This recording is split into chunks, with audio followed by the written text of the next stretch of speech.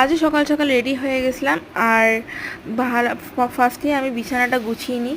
তো বিছানাটা গুছিয়ে নিলাম, একদম ড্রেস চেঞ্জ করার পর বিছানাটা গুছিয়ে নেওয়ার পরে আমি একদম রান্নাঘরে গিয়ে রুটি করে নিলাম। আর ভীষণ গরম ছিল, ভীষণ গরম।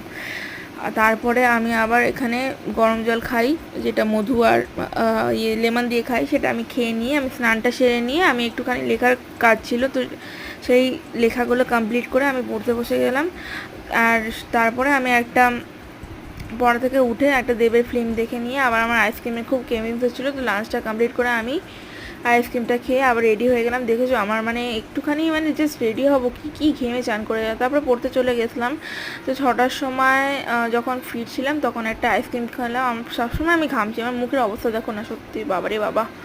যাই হোক, তারপরে বাড়িতে এসে আবার কুরকুরেও খেলাম। তারপরে একটুখানি টিভি দেখে নিয়ে আমি পড়তে বসে গেলাম। তো আজকের ভিডিওটা এই অবধি। আর ভালো লাগছে না খেতে, আজকে ঘুমিয়ে পড়বো।